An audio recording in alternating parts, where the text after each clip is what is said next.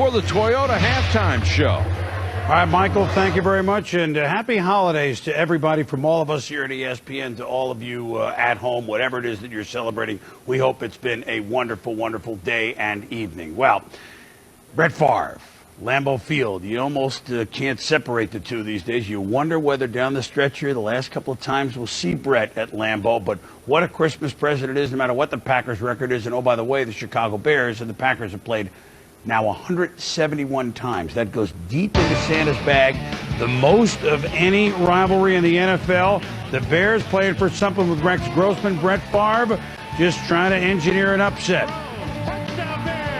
But the Chicago Bears are the ones that are moving, as that's Rex Grossman, who hits Muhsin Muhammad in the first quarter. Noah Herron, after a touchdown call back on the Pack, ties it up at 7-all. Does the leap. Then Favre intercepted by Lance Briggs in the third quarter. 4 interceptions today by the Chicago Bears. 5 of their defensive players going to the Pro Bowl. But with the Bears, have they salted it away at 24-7? Not so fast. Antonio Chapman, 8 minutes to go. He could go all the way with a touchdown. 24-14. Field goal, though long well on a tough day. 24-17 onside kick Bears. They got a punt. The Pack with one last shot. And Brett Favre to Donald Duke and the driver. All the way to the Bears, 35, a 56-yard pickup at the defense. A couple of sacks on the last series. And here's one of them. Alex Brown, 3rd and 19, goodbye. And then last shot for Brett and the Packers.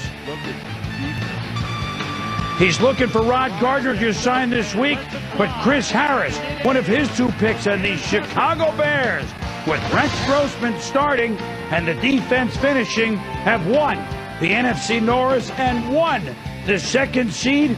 Congratulations to them, Lovie Smith and company, as the Bears win 24-17. First start for Rex Grossman since week 3 last year. It feels great to be division champs, and this is a extremely happy locker room. I'm happy for everyone, and I'm just glad I could contribute at the end.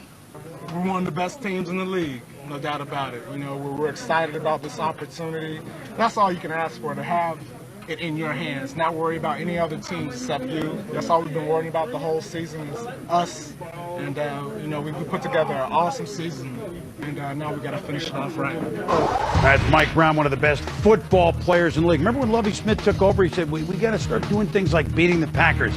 Interesting, that's who they beat to win the Norris. So Seattle is the 1 seed, Chicago the 2 seed. They'll get byes in the NFC playoffs when we begin in a couple of weeks. Tampa the inside track in the South. They win, they're the 3 seed. The Giants play on New Year's Eve here on ESPN against, oddly enough, their old quarterback, Kerry Collins at Oakland. They win. They'll be the 4th seed if Tampa wins and win the East. Carolina controls their destiny, though they're in the wild card pool. Washington wins, and they will at least be a wild card team. They're still alive for the division. Dallas, and as they've talked about tonight, the fellas and Susie, Minnesota, still alive, but they're going to need some help. We will look at the AFC playoff picture and more in a moment.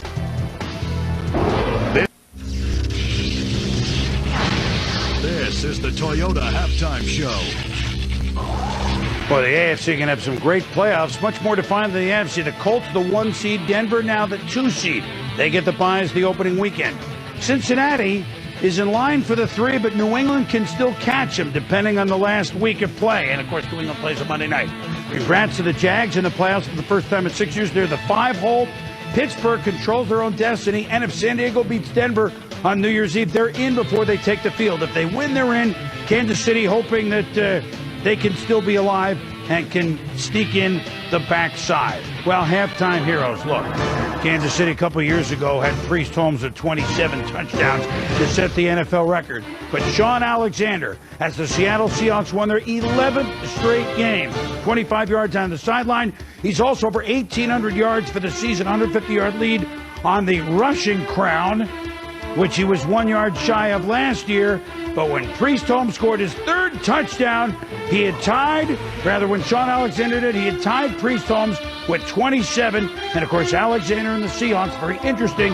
Mike Holmgren goes into Lambeau Field next week as the Seahawks play at the Packers. And so now Alexander atop of them all. Could he break the tie next week? Well, we've never seen this before in the NFL. Terrence McGee, Buffalo Bills, at Cincinnati. Maybe because Sam Weiss returned to Cincinnati as Bills quarterback coach. But maybe just McGee is really good. No one circles the wagons like Terrence McGee. A 99-yard kickoff return, and then he sealed the game with his INT. No man before had returned an interception and a kickoff for touchdowns in the same game. Congrats.